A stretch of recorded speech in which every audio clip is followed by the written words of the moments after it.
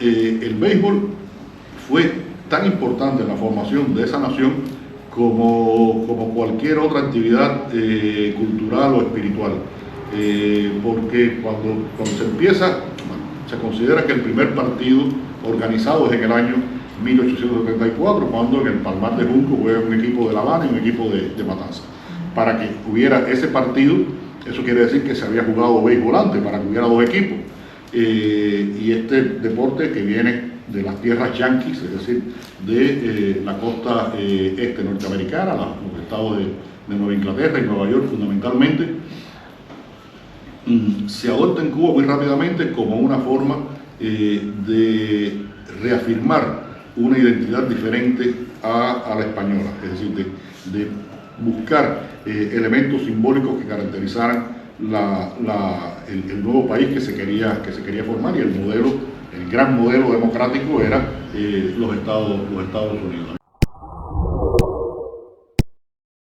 Padura fue la primera persona que en la prensa oficial se refirió a Celia Cruz en el año 92, una figura que estaba totalmente bloqueada, sigue siendo una persona censurada, y al mismo tiempo en el año 96, si no me equivoco la fecha, tú me corriges, fue el guionista de un documental que se llama Yo soy del son a la salsa, donde la Celia aparece por primera vez, apareció en una pantalla cubana.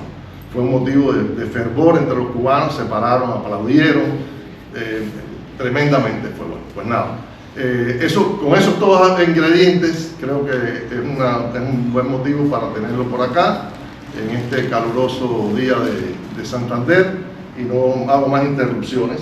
¿Entonces qué vas a hacer con lo de las monedas? Después presentamos la moneda. Esta es, creo que es importante decir, acaba de salir un set, todavía la moneda no ha salido oficialmente a la circulación, va a circular 500 millones de monedas en Estados Unidos, es decir, va a ser dinero oficial de Estados Unidos.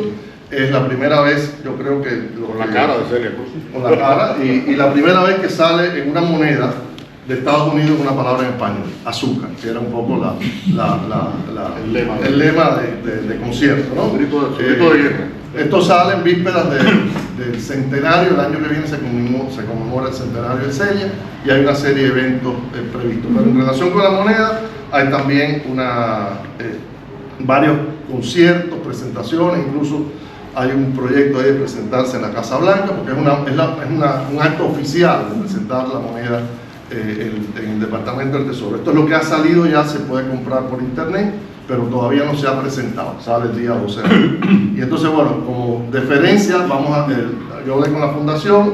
Cosa que ayer te preguntaban, decía, no sé si, bueno, uno que tengo por aquí o otro, le decía, pero con esa moneda se puede comprar en Estados Unidos, es válida, es efectiva. Dice, sí, va a ser una moneda de circulación de un quarter como... Sí, va a ser, ¿no? Una moneda de Estado. Va a ser una moneda de Estado, es el primer rostro cubano en 250 años de Estados Unidos que sale un rostro cubano en una moneda de Estados Unidos. Y también vamos a sortear. ¿Vamos a sortear? Sí, un lote de monedas.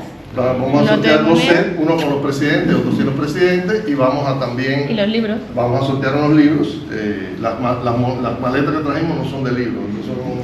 Tenemos una mano inocente por ahí, que es la que va a sacar... Y bueno, pues nada, nosotros estamos lanzando desde Miami una iniciativa con el apoyo de la fundación, que es que, como es una moneda, es un quarter, que cada cubano que tenga un amigo, que tenga una persona identificada con alguien en Cuba que le interese Celia, o simplemente la iniciativa se llama Entre Cubanos, Celia Cruz entre nosotros, que la gente que viaja a Cuba, que viajan, o otro que vaya de otro lugar, lleve una moneda y se la regale en Cuba, lleve un quarter, para que de alguna manera Celia, que ha estado bloqueada oficialmente, nunca dejó de estar dentro de Cuba. ¿Qué valor ha tenido? 25 centavos. Pero bueno, entre música y literatura, yo le dejo la palabra al amigo Leonardo Padura para que hable con usted. Gracias. Muy buenos días. Muchas gracias, Caucio. Muchas gracias, Danay, por preparar este encuentro. Muchas gracias a todos ustedes, por supuesto. Esto de que estaba comentando Francio, creo que es importante hacer una precisión. y es que este es un acto que organiza el Estado de los Estados Unidos, no es el gobierno de los Estados Unidos. Es decir, que es una estructura permanente de ese país el que hace el reconocimiento a Celia Cruz.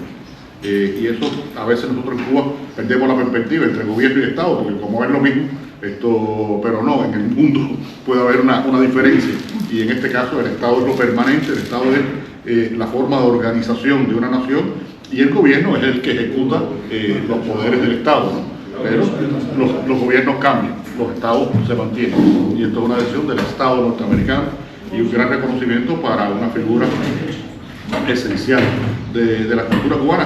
Como condición tenía que ser que fuera ya ciudadano norteamericano, es decir, no se le da a ciudadanos, esto no llega a este nivel si eres ciudadano de otro país, pertenece a otro estado. Ella se hizo ciudadana norteamericana, lógico, por su larga estancia en el país, y bueno, por todo lo que hizo. Celia es un personaje importantísimo en la proyección cultural cubana, porque de cierta forma ella fue el puente vivo entre la tradición musical cubana y el fenómeno que dominó la música en el ámbito del Caribe durante los años 70 y 80, que fue la salsa. La salsa, como ustedes saben, es un movimiento que se gesta en Nueva York, en el Nueva York hispano, en Nueva York latino, donde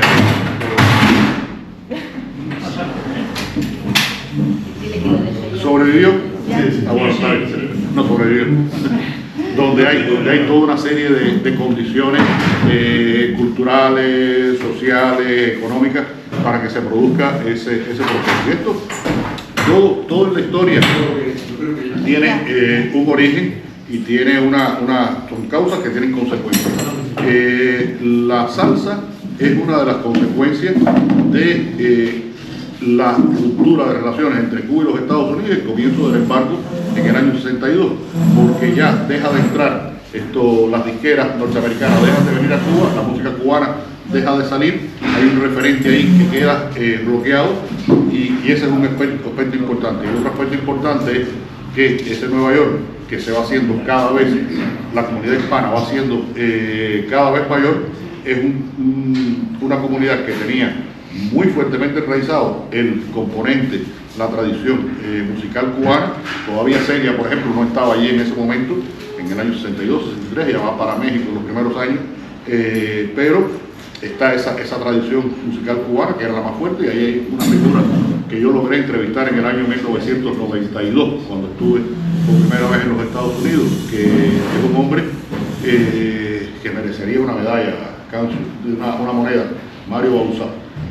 Mario Bauzá es el hombre que crea, es uno de los creadores de ese fenómeno musical que llega hasta hoy, que es el jazz latino, o el Afro-Cuban Latin Jazz, el Afro-Cuban Jazz, el jazz latino o Afro-Cuban Jazz, porque además de lo que hizo en el aspecto ya propiamente musical, la creación propiamente musical, es el que crea la banda de Machito. Machito era su cuñado, Machito y sus Afro-Cuban.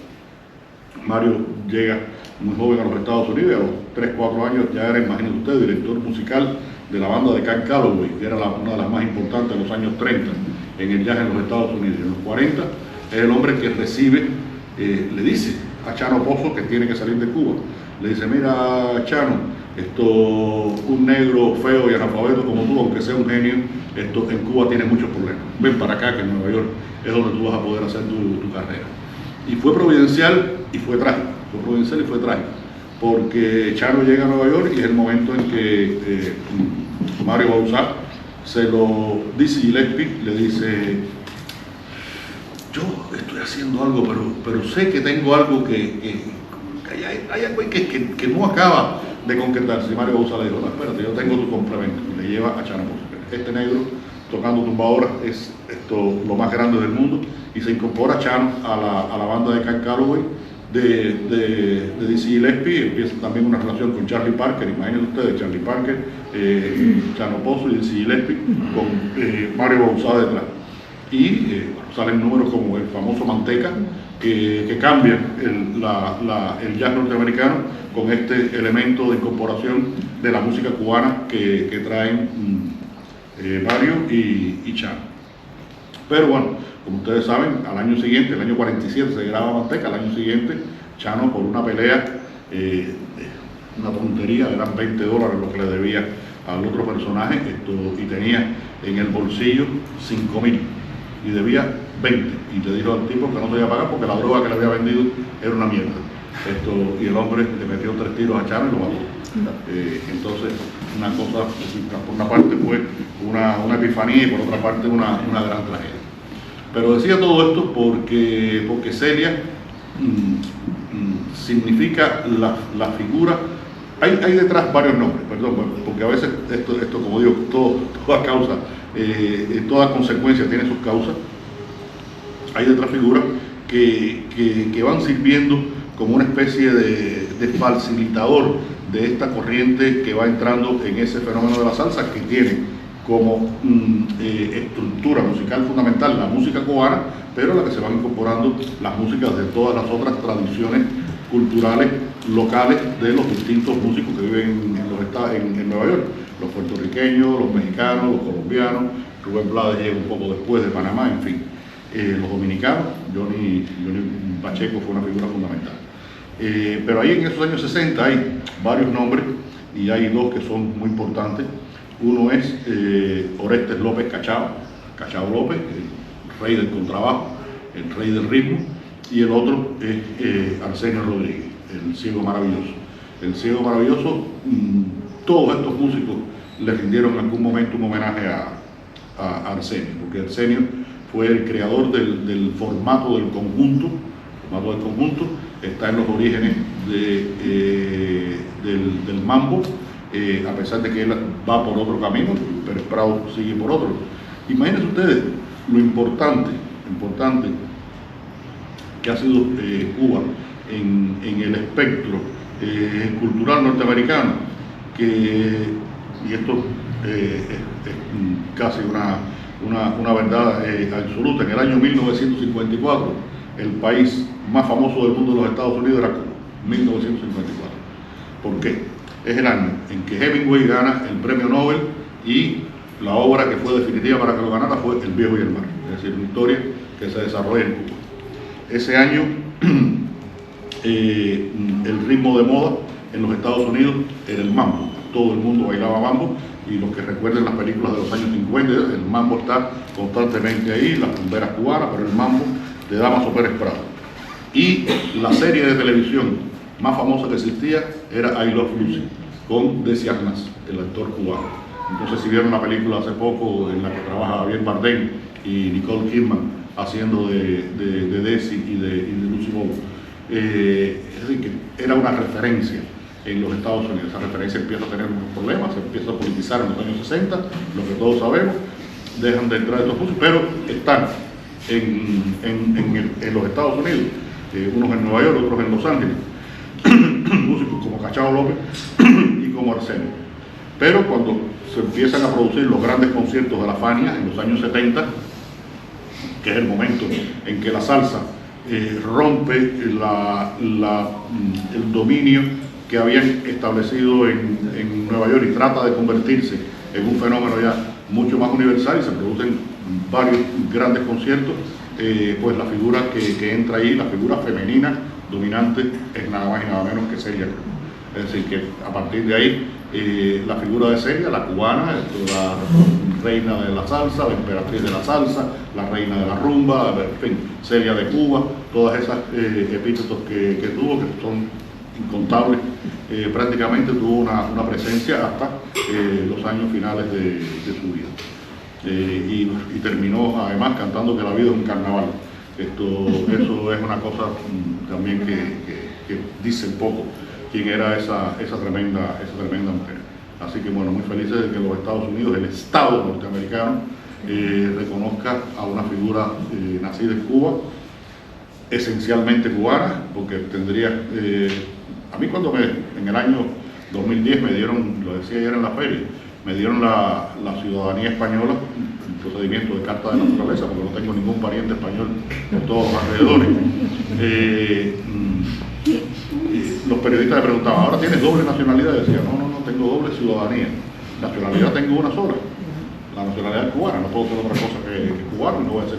Y Celia nunca fue otra cosa que cubano, tendría 2 ciudadanías o 3, a lo mejor tenía hasta la mexicana, no lo sé, porque ellos vivieron varios años en México, ella y Pedro y un grupo de los que se fueron de la Sonora, pero siguió siendo culturalmente, espiritualmente y mentalmente una cubana. Bueno, estoy aquí en esta ciudad por tercera vez.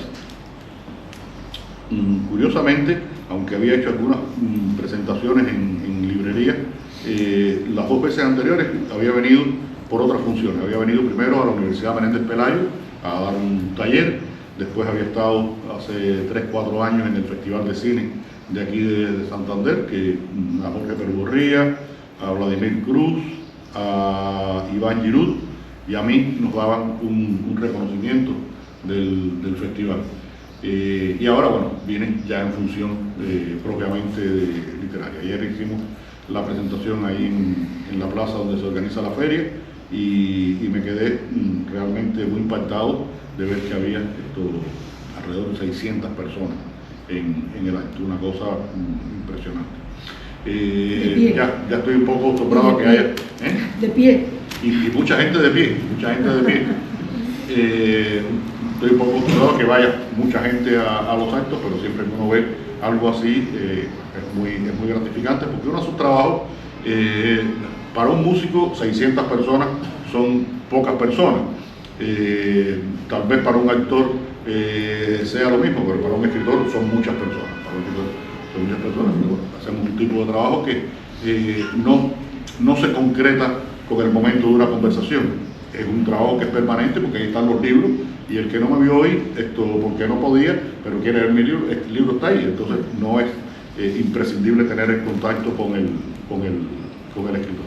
Pero bueno, muy gratificante. Y bueno, sobre todo hablamos de mi más reciente novela, Personas Decentes, que salió hace ya un año y medio. Hemos hecho muchas presentaciones por aquí, por España y en América Latina también, porque he estado en Chile, en Panamá, en México, en Colombia, haciendo presentaciones. Y sobre todo también anunciando que saco en octubre un libro que en general espero que tenga buena acogida, pero que entre los cubanos creo que va a ser un libro que les va a interesar mucho, porque es un poco una historia limitada en el tiempo y limitada en la perspectiva sobre La Habana. Es La Habana que yo he vivido, La Habana en la que nací, La Habana que fui conociendo, La Habana de la que me fui apropiando y La Habana de la que fui escribiendo. Tiene un ensayo de unas 120 páginas en la que hago ese recorrido desde la periferia de la ciudad. Nací y vivo en Mantilla, en el sur de La Habana, cómo voy entrando en la ciudad poco a poco. El primer paso para ir del sur al norte, Mantilla, como ustedes saben, queda al sur, ¿no? Mantilla queda en lo que era el antiguo camino real que unía la bahía de La Habana con Batabanó. Es decir, era la vía que unía la costa norte con la costa sur. Y ahí, en un ladito de ese camino real, surge el barrio, un caserío en los años de 1800 y algo.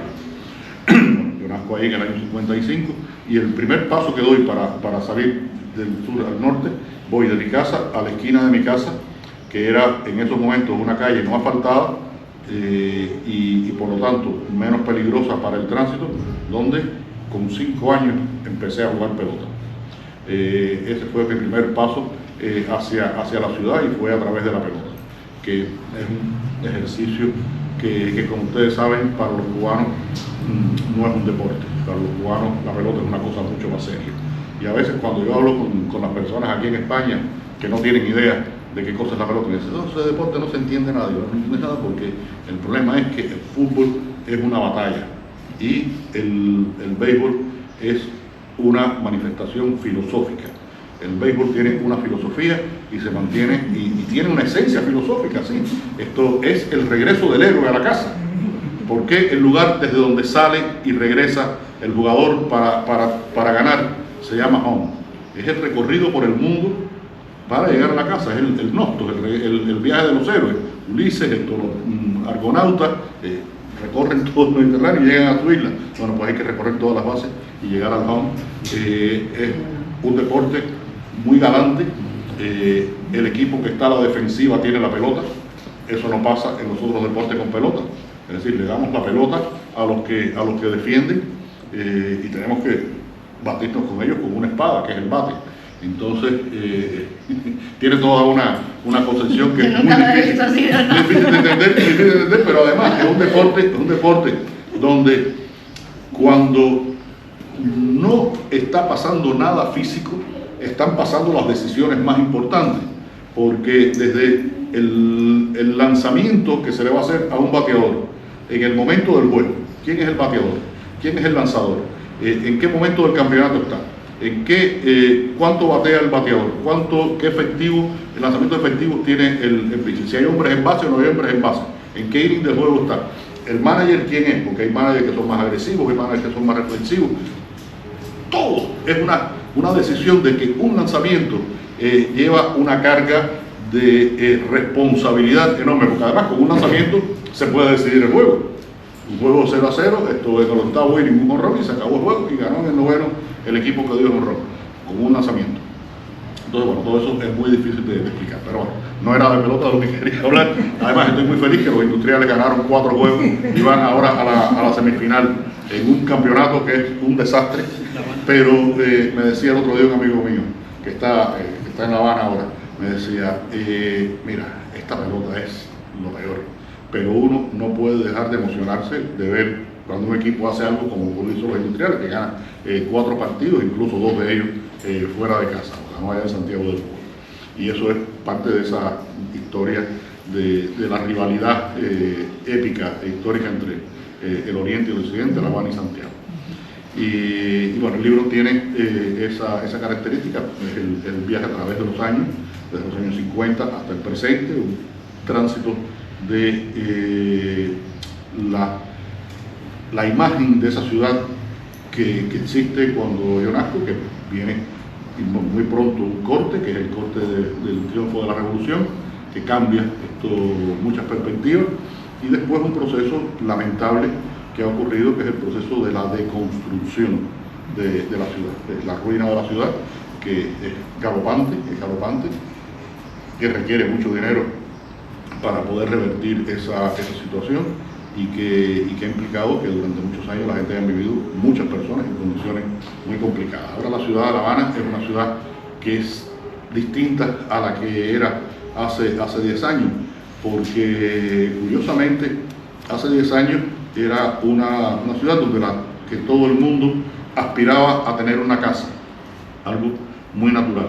En estos momentos hay más casas en venta que gente con posibilidad de comprar casas. Y ves por toda La Habana los carteles, se vende con todo dentro además, y a unos precios que ubicados en cualquier otro contexto serían ridículos, pero que en La Habana, en Cuba, son muy caros.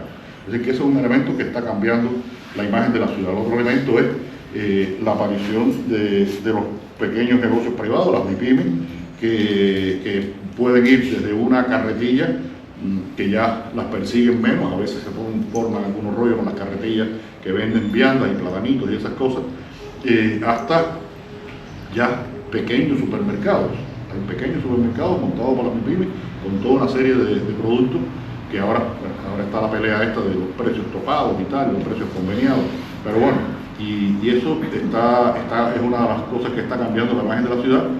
Y lo otro ha sido algo que todos le ponemos un signo de interrogación, que son esos enormes hoteles que se han construido. En el libro yo digo que son como naves perdidas que llegan a una costa y los indígenas la miran sin saber qué coño es. Esto es tan vacío, uno en el medio ahí del Vedado que rompió todas las normas urbanísticas de una zona que se había respetado durante 100 años sus normas urbanísticas. Bueno, las rompieron, el edificio más alto de Cuba, pero bueno, también en Miramar, lo que se ha recuperado en la parte, ahí alrededor del Prado, ¿no? Fundamentalmente, lo de la manzana de Gómez, y otros que están el Pique en la manzana de Gómez, el Packard más abajo en el Prado, pero bueno, más o menos en la zona entre Prado y Malecón, varios hoteles. Pero que uno ve que están medio vacíos, uno no se explica bien, pero bueno, están también siendo parte de la imagen de una ciudad que gastó los últimos centavos que tenía en el 2019 preparando el 500 aniversario de la fundación, ahí, fundamentalmente en la zona de La Habana Vieja, bueno, y ahí ya a partir de ahí empezó toda esta etapa de tanta crisis, porque unos meses después empieza la pandemia y ya se sabe lo que ha ocurrido con Cuba y en general con el mundo, lo que ocurrió en esos años y lo que ha seguido ocurriendo en Cuba en estos tiempos. En esa situación, Lucía y yo seguimos viviendo ahí con dos mamás, la mía nonagenaria, la de ella octogenaria, a las cuales tenemos que a veces llevarla hasta el pan, porque hay un día por la mañana que una vieja de 96 años se levanta y toma un vaso de café con leche y un pan con mantequilla, pero va a la panadería y la panadería no hubo electricidad, o se rompió la máquina, o no había harina, y la vieja no tiene un pan para rellenar, entonces hay que llevar pan y tenerlo en un freezer, entonces lo saca, lo pone en su planchita, su mantequilla, que le llevamos también desde aquí, y bueno, eso es una misión eterna que vamos a tener, espero que durante muchos años. Por lo menos mi mamá espera que sea durante muchos años, tiene 96 y el otro día se estaba comiendo un aguacate y me dijo, mira, guardé la semilla de este aguacate porque está buenísimo, para que la siembre, para comerte tu aguacate. Ella quiere que siempre la mata ahora para dentro de 10 años. ¿Cómo era cuando digo, coño, Alicia, hasta dando guerra 10 años más? Y bueno, pero sobre todo hay una cuestión de pertenencia. Yo sé que ustedes que viven fuera de Cuba han sufrido de alguna forma y en alguna medida los traumas diversos que yo cuento en Como Polvo en el Viento. La mayoría de los que están aquí son gente más o menos de mi generación, hay algunos más jóvenes, pero bueno, hay muchos que son contemporáneos, estamos en ese rango de edad más o menos que forma una generación, que tuvimos tantas experiencias comunes porque es una generación muy homogénea, Los que tienen mi edad recordarán que en los años 70 usábamos unos jackets, eso aquí sería un abrigo, no sé, unos jackets azules que habían venido de la Unión Soviética, y como habían llegado tantos y todos teníamos uno igual, le decían a los jackets 24 por segundo, porque usted paraba en una esquina y veía pasar 24 gente cuando hacía frío con el mismo jacket. Usábamos los mismos zapatos, el mismo modelo, no había otro, los mismos pantalones, aquella historia de para que tuvieran un poquito de campana, picarlo por la mitad de la pierna, invertir la pata para que tuviera un poquitico de apertura abajo, o ponerle una quilla, todo eso lo vivimos todo de una manera o de otra. Y fue una generación que tuvo además tuvimos muchos privilegios, algunos privilegios domésticos y algunos privilegios universales. Privilegios domésticos, pero que a la vez universales, que es la primera generación en el mundo que llega masivamente a la universidad. Y en nuestro caso fue lo que ocurrió. Todos mis amigos son médicos, matemáticos, físicos, geógrafos, ingenieros, periodistas, filólogos, como yo, que es la profesión más inútil que uno se puede imaginar, pero también hay algunos que nos dio por eso. Y bueno, llegó masivamente a la universidad en Cuba, y tuvimos, y esto yo siempre lo recalco, una educación académica de alta calidad. Ya había algunos profesores que no estaban y tal, pero bueno, tuvimos una formación profesional y académica de alta calidad. Y tuvimos otros privilegios universales, además de toda una serie de cosas que fueron ocurriendo en esos años. Por ejemplo, ya existían no existían estos límites marcados por la pertenencia racial de las personas, es decir, se habían eliminado toda una serie de elementos que marcaban una cierta discriminación racial, lo cual no ha querido decir ni entonces ni ahora que el racismo haya desaparecido en Cuba, porque es una actitud mental muy complicada, pero bueno, la discriminación racial había desaparecido, esta posibilidad de estudiar en la universidad y estas cosas universales que yo siempre recalco como que es una generación que surge escuchando la mejor música que se ha hecho en la historia de la humanidad. Imagínense que lo primero que oíamos era a los Beatles cantando Strawberry Field o Hard Day's Night. Era lo primero que oíamos cuando teníamos 12, 13 años, 9, 10, 12, 13 años. Y después todo lo que pasó con esa música y después este fenómeno de la salsa del que hablaba ahorita que fue tan nutritivo para nosotros. Es una generación que precisamente por ese tema del embargo dejan de llegar muchas películas norteamericanas y hubo la posibilidad entonces de que veíamos el cine de André Baida, el polaco, el cine de Visconti y Fellini, los maestros italianos, el cine de Truffaut, el francés, el cine de Carlos Saura, se vieron en Cuba todas las películas de Carlos Saura, que a veces las veíamos y no entendíamos bien qué coño quería decir Carlos Saura con toda aquella simbología con la que estaba evadiendo la censura franquista, ¿no? Y nos educamos viendo esas películas. Y cuando empezamos a leer, pues, ¿qué libros leemos? Los escritores que estaban de moda: García Márquez, Vargas Llosa, Cabrera Infante, Carpentier, Rulfo, Cortázar. Incluso si no te habías leído esos libros, pues no podías participar en conversaciones porque eras excluido, es decir, que tenías obligatoriamente que... Y eso fue muy importante. Y el hecho de que esa generación, muchos hayan tenido que salir de Cuba, ha sido un desgarramiento muy doloroso. Esta novela, Amor con el viento, yo la escribo y la termino de escribir en el 2020. Sin imaginarme, porque, y por eso cuando me dicen, oye, ¿y qué piensas del futuro de Cuba? Digo, mira, no me preguntas del futuro porque seguramente me voy a equivocar. Lo que ha ocurrido después del 2020 con el tema migratorio cubano es algo absolutamente diferente a lo que había estado ocurriendo en los últimos tiempos, porque desde los años 90 ha habido una emigración creciente, sostenida, pero con unos niveles en cuanto a cantidad no tan brutales como lo que ocurre a partir de que pasa la pandemia. Ya los cubanos con posibilidad de viajar entramos en esta crisis que estamos viviendo ahora y se produce esta dispersión terrible que son cifras que en algún momento, muy pronto, creo que alcanzarán el millón, si no lo alcanzaron ya, de personas que han salido en los últimos, digamos, 3 años. Lo cual en un país de 11 millones de habitantes significa el 10% de la población. Y hay otros 10, 15, 20% que quisiera salir y están pidiendo parol, están gritando de allá pidiendo parol a cualquiera que se lo pueda gestionar. Es decir, que ustedes forman parte de un fenómeno nacional muy dramático que es la migración. Yo siempre digo que nadie se va del sitio en que es feliz. La gente se va porque tiene necesidades, a veces necesidades que son tan elementales. Mi hermano me dijo, el más pequeño que vive en Miami, me dijo un día, yo me voy porque yo lo que quiero tener es una casa y un carro. Y puede parecernos muy pedestre, muy material, pero coño, hay gente que quieren tener una casa y un carro y tienen derecho a tener una casa y un carro. Y en Cuba eso es imposible. Y sigue siendo imposible si no tienes mucho dinero, en fin. Entonces, hay todas las razones, yo lo digo en la novela, todas las razones para irse de Cuba son válidas, todas las razones para quedarse también lo son, y lo importante es respetar unas y otras.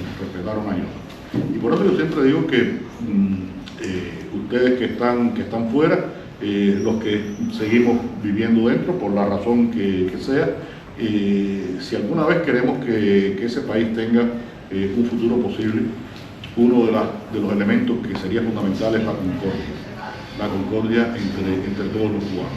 Porque como mismo dije que la medalla de Celia Cruz era una medalla que era parte del Estado, era una decisión del Estado norteamericano, En Cuba, aunque no nos parezca, existe un Estado que es permanente, que se fundó en 1902, es decir, que no es una obra exclusiva de la revolución, es una obra de la concreción legal de la nación, una nación que ya desde Heredia, y los que leyeron la novela de mi vida saben que ya Heredia es el momento ese en que empieza a manifestarse. Heredia es el que hace que eso sea muy visible con sus poemas, cantándole a las palmas de Cuba y las tierras de mi patria y tal, pero es el momento en que coincide con Félix Varela, con José Antonio Sacco, con José de Ruz y Caballero, es decir, la filosofía, el pensamiento, la pedagogía cubana. Es un momento en que Cuba empieza a ser Cuba, empieza a fundarse como nación. Y fíjense si este proceso es importante, que el primer acto de la Cuba independiente que toma Carlos Manuel de Céspedes en la de Majagua es darle la libertad a los esclavos. Céspedes tenía un ingenio de mierda con 20 esclavos. En el occidente de Cuba, Matanzas y La Habana, los ingenios eran ya casi unas industrias que empezaban a ser como los centrales que serían a finales de siglo por la maquinaria que había, y tenían dotaciones de 200 esclavos. Céspedes tenía un chinchal con 20 esclavos. Y el hecho de darle la libertad a los esclavos no es algo que fuera decisivo en lo militar para ese ejército libertador que se estaba formando. Era un acto esencialmente simbólico, un acto simbólico en el que le decía a esa población negra: ustedes forman parte de la nación cubana y ustedes tienen derecho a luchar por la independencia de la nación cubana para formar el Estado cubano. Y es un acto de una grandeza tal que creo que tiene todo el mérito Céspedes para ser considerado el padre de la patria, sobre todo por ese acto que hizo ahí en la de Majagua. Recuerden además que todo esto está ocurriendo en ese año 68 en sesiones de una logia masónica, la logia masónica La Luz de Manzanillo, y allí en la de Majagua está un acta de esa logia en el que aparece el venerable maestro, el primer vigilante, segundo vigilante, secretario, primer diácono. Todos fueron los grandes patriotas cubanos que se lanzaron a la guerra en el año 68. Heredia había comenzado su conspiración en una logia masónica. La importancia de la masonería como una institución, como ellos se consideran, una institución fraternal de hombres libres. Eso es importante. Y ahorita yo hablaba de la pelota, y no crean que estoy divagando, estoy tratando de unir muchas ideas, porque son muchas ideas. Hablaba ahorita de la pelota. El béisbol fue tan importante en la formación de esa nación como cualquier otra actividad cultural o espiritual. Porque cuando se empieza, se considera que el primer partido organizado es en el año 1874, cuando en el Palmar de Junco juega un equipo de La Habana y un equipo de Matanzas. Para que hubiera ese partido, eso quiere decir que se había jugado béisbol antes, para que hubiera dos equipos. Y este deporte que viene de las tierras yanquis, es decir, de la costa este norteamericana, los estados de Nueva Inglaterra y Nueva York fundamentalmente, se adopta en Cuba muy rápidamente como una forma de reafirmar una identidad diferente a la española, es decir, de buscar elementos simbólicos que caracterizaran el nuevo país que se quería formar, y el gran modelo democrático era los Estados Unidos. Habían pasado 10 años, unos años después de la guerra civil, de secesión norteamericana. Y se empieza a jugar béisbol en Cuba, y empiezan estos 25, 30 muchachos de la aristocracia, de la burguesía cubana, que estudiaban en universidades norteamericanas, pero llegan a Cuba, empiezan a practicar béisbol, y para que aquello funcionara, bueno, pues de pronto en vez de 25 eran 50, y después de 50 eran 80, y cuando llegaron a 100 ya había 10 negros. Y el proceso de integración del negro a la sociedad cubana a través del béisbol es fundamental. Tanto es así que la Liga Profesional Cubana admite jugadores negros en el año 1901 y en Estados Unidos a las grandes ligas entran los negros en 1948, 50 años después. Pero no solo eso, el problema es que mientras se jugaba béisbol, era un gran espectáculo en que se reunía toda la sociedad y funcionaban como verbenas. Esto se comía, se bebía y se oía música. ¿Y qué música se oía? Pues se oía el danzón. Y el danzón estaba tocado fundamentalmente por orquestas de negros y mulatos. El baile nacional y el deporte nacional uniéndose en un proceso de aceleración, de una integración de una nación para llegar a ser ese Estado que surge, como todos sabemos, frustrado en lo esencial. No fue el sueño de Martí. ¿Cómo es que Cuba se pretendía que llegara a su independencia? Era necesario. Martí dijo, esta es una guerra necesaria, pero también dijo, esta es una guerra sin odio. Y eso marca mucho lo que se pretendía que fuera esa nación. La importancia de la idea que tenía Martí de una nación cubana democrática. Sabemos todos cuál es el proceso histórico que ocurrió después. Era realmente un sueño que ojalá se hubiera cumplido. Bueno, he hecho aquí un esbozo de muchas cosas, he hablado de la nación, he hablado un poco del tema de la emigración, de mi próximo libro que se va a publicar y nada, lo único que voy a añadir es que estoy escribiendo ahora otra novela.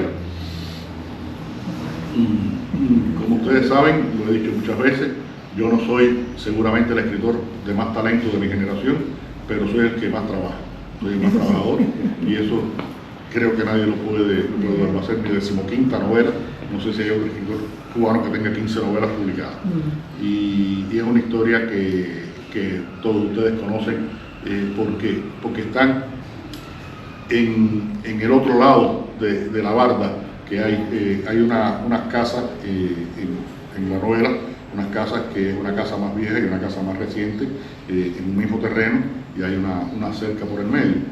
Y ahí es un poco el escenario fundamental de esa historia, pero es la historia del destino de mi generación, el destino de las personas que han trabajado 50 años, que fueron a los cortes de caña, estuvieron en la guerra de Angola, hicieron todos los sacrificios, no pudieron usar pantalones estrechos cuando querían, ni campanas cuando querían, que si eran homosexuales tenían que esconder su homosexualidad, si eran religiosos tenían que esconder su religiosidad. Hicieron todos los sacrificios y llegan a los 65, 66, 67 años, se jubilan con una jubilación de 2.000 pesos en un país donde, ustedes lo saben, un cartón de huevo vale 3.000. ¿Qué pasa con esa gente? Bueno, los que están al otro lado de la barda, que son muchos de ustedes, son los que ayudan a esos que están en Cuba a poder sobrevivir.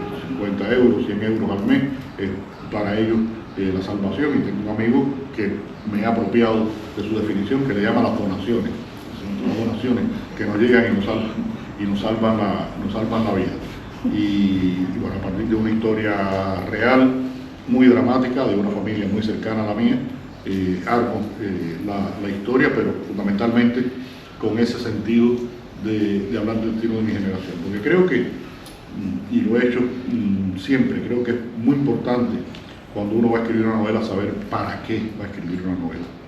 Ese para qué, que no es cómo va a escribir la novela, ni cuándo, sino es la intención que lo mueve a uno, un poco como la brújula que te lleva en un sentido. Cuando yo escribí El hombre que amaba a los perros, yo quería hablar de el para qué era la perversión de la utopía. Cuando escribí la novela de mi vida era el origen y el destino de la nación cubana. Y por eso es la novela mía que más prefiero y por eso les di todo este discurso sobre lo de el origen de la nación, porque creo que es algo muy visceral y aunque a veces no lo pensemos, somos el resultado de eso, somos el resultado de todo ese proceso, desde Heredia hasta acá, con Carlos Manuel Céspedes, de Martí, todo el mundo por el medio, y los peloteros, los músicos y toda esta gente por el medio. y ese para qué pues me clarifica mucho, y en este caso es el destino muy triste de una generación. En este caso no estoy trabajando con personajes como Polvo en el Viento. Como Polvo en el Viento, recordarán los que la leyeron, que son estos ingenieros, arquitectos, médicos, matemáticos, físicos. No, esta gente son un auxiliar de contabilidad de comunales, de todos los que recogen la basura. La otra trabaja de secretaria en el acueducto de La Habana, el otro es presidiario, y así. Y bueno, desde la perspectiva de esos personajes, ver cuál ha sido su presente y cuál puede ser su futuro. Y en eso estoy trabajando. Y bueno, muy feliz de estar aquí con ustedes. A las 12 nos vienen a recoger porque nos vamos para la Semana Negra. Ya empiezo una gira bastante intensa. Ayer llegué aquí a Santander, vamos a ir a Asturias. El fin de semana nos vamos al Escorial, al curso de verano. Y después, en la semana siguiente, voy 2 días a Huelva, a un pueblo que se llama Trigueros, a inaugurar una exposición con el pintor cubano, Premio Nacional del Desplástica, René Francisco, en un festival que organiza Laura de la Uz, la actriz, con su esposo español, el fotógrafo Héctor Garrido, que se llama Cuba Cultura, pequeño pueblito de la provincia de Huelva. Y el festival es en agosto, pero yo en agosto no puedo estar acá, y entonces vamos a inaugurar esta exposición con René Francisco porque creo, no estoy seguro todavía las piezas que va a llevar René Francisco, pero creo que va a llevar algunas de las piezas en las que yo debuto como artista plástico. Fue una cosa muy bonita porque René Francisco me pidió unas cartulinas que con acuarela yo escribiera algunas frases a partir de un texto que escribí para una exposición suya que se llama Orillas, que se publicaron 2 libros muy exquisitos y muy raros y de muy pocos ejemplares, porque son libros con obras de arte, son muy complicados de reproducir, que tiene que ver con la migración, las migraciones, pero en sentido general, en sentido muy universal. Y yo escribí unos textos y entonces hicimos esta colaboración después. Y esa exposición Orillas con estos cuadros, posiblemente los que René Francisco, sobre lo que yo escribí, hizo sus representaciones pictóricas, no sé cuáles, porque no los he visto, los vamos a exponer ahí en Trigueros en estos días. Ahí termino y regreso, y bueno, vuelvo aquí a España en octubre a presentar el libro de La Habana. Se llama Ir a La Habana, porque en mi casa cuando íbamos al centro de la ciudad se decía vamos a La Habana, vamos a La Habana. Y también a presentar una edición conmemorativa del hombre que amaba a los perros, por los 15 años de publicación de la novela, con un texto bien introductorio, un estudio de un especialista al final, con mejor calidad en el diseño y en la impresión, y que va a ser esto muy bonito, va a ser un poco la misma portada y todo, con algunas iluminaciones va a tener la portada para distinguirla de las anteriores, y eso también lo vamos a hacer en octubre, así que en octubre andaré por acá por España. Bueno. Has dicho que vas a debutar este año, ¿no?, como artista plástico, y hoy pues has debutado también aquí como en nuestra primera charla encuentro en la asociación, porque acabamos casi de inaugurar y eres nuestra primera figura. Oye, esto tendremos que celebrarlo por algún lado, y darte las gracias porque no he insistido mucho, pero un poco sí a través de Wilfredo Cancio para que viniese, y sé que este tiempo para ti es oro y que lo estás compartiendo con nosotros, y en nombre de la asociación queremos darte la infinita gracia de que estés aquí hoy.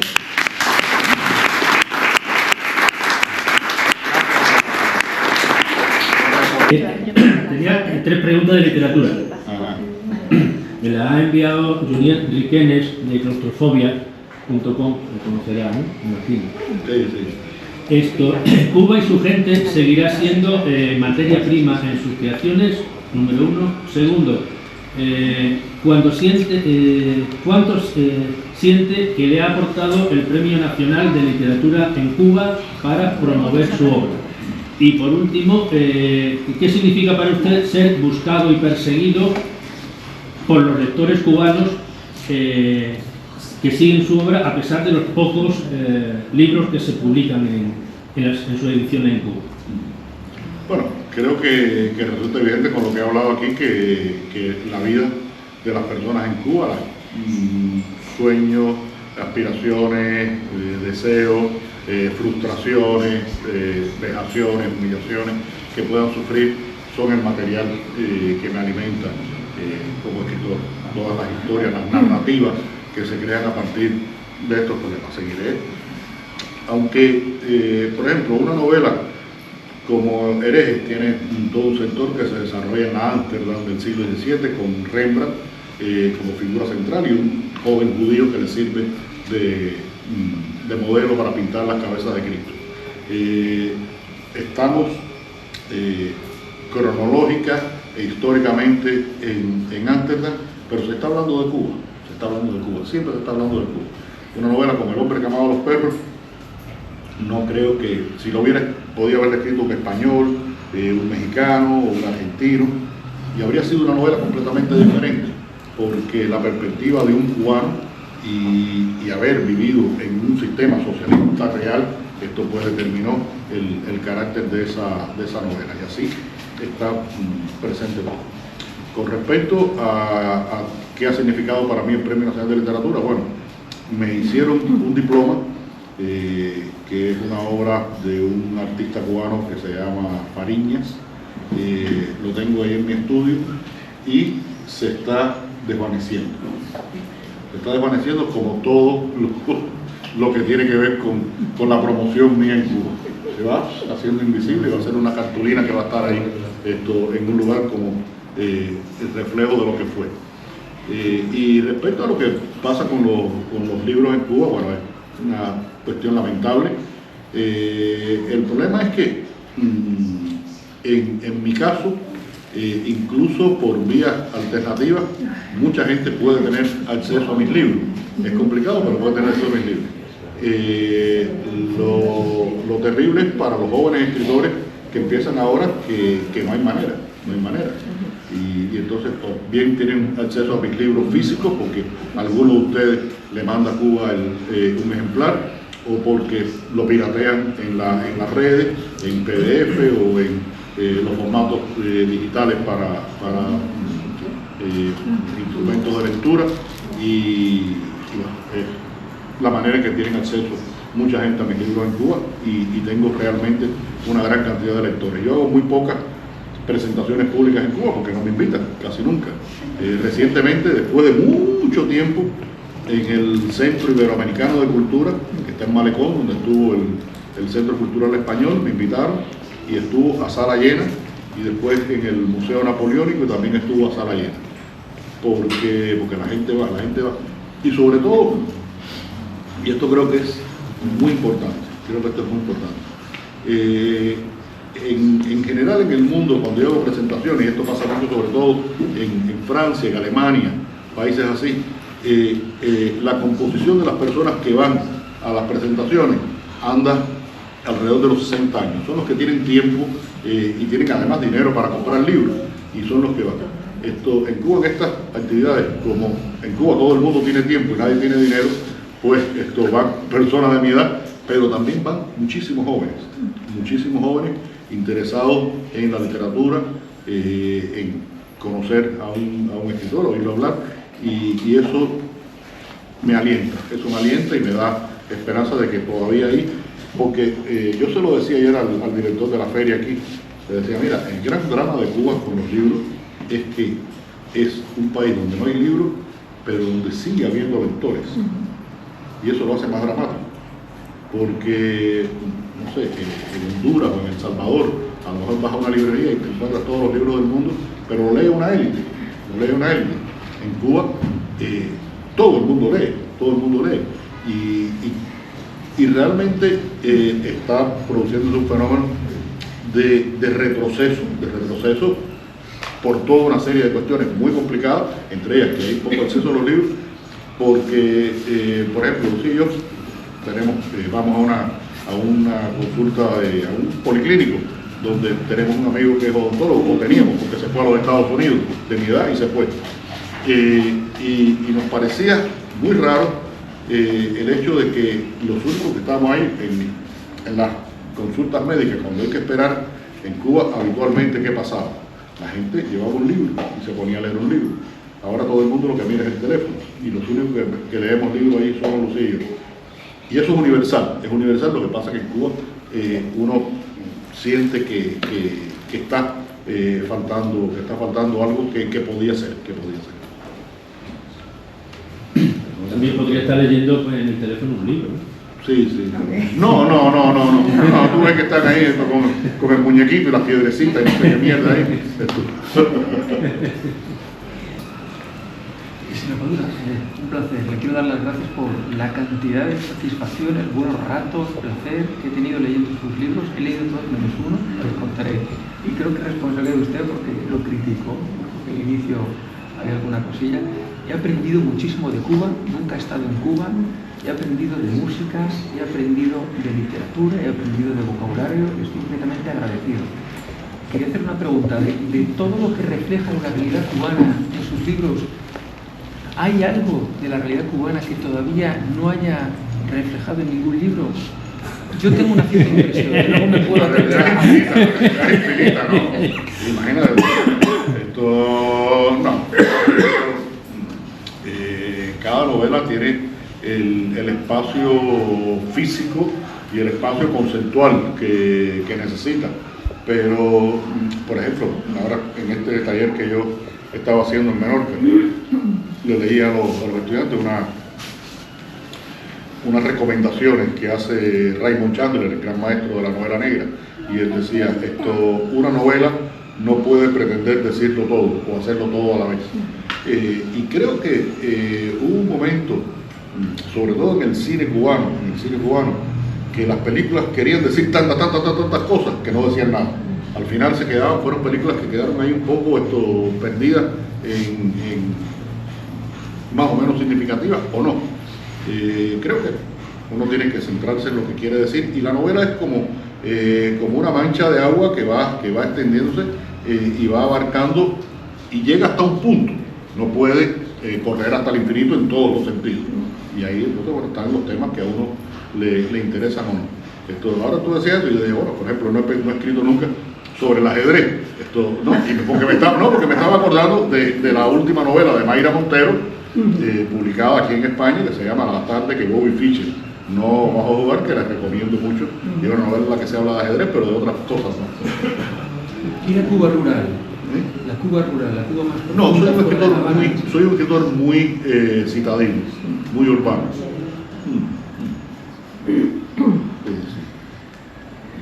Puede aparecer algún personaje que haya venido del interior, pero soy un escritor de La Habana, soy un escritor fundamentalmente de La Habana.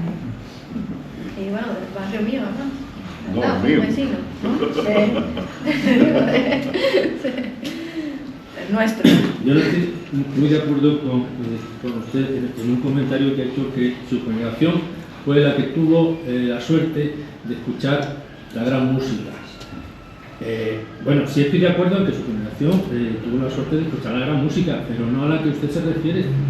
Ya me hubiera gustado a mí, yo soy del 57, escuchar a Sindo Garay, escuchar la música de Pepe Sánchez, escuchar a Benny Moré, escuchar la música de Miguel Matamoros, que por desgracia aquí a España no llegó. Aquí tuvimos, menos mal, a Machín, y nos traía algunas cositas, pero esa gran música cubana aquí en España no existió, no la conocimos.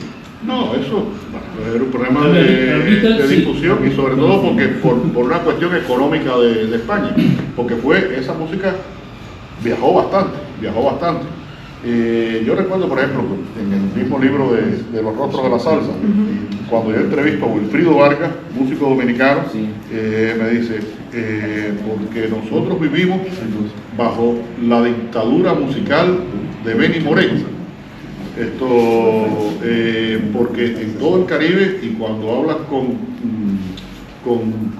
Rubén Blades, te habla de la importancia que tuvieron para él Arsenio y Machito y Mario Bauzá. Es decir, que esa música está ahí ese espectro, porque es una gran música, y hay otros que tuvieron menos seguidores porque eran tan peculiares Y es el caso de Bola de Nieve, por ejemplo. Uno oye un disco de Bola y uno dice, ¿qué cosa es?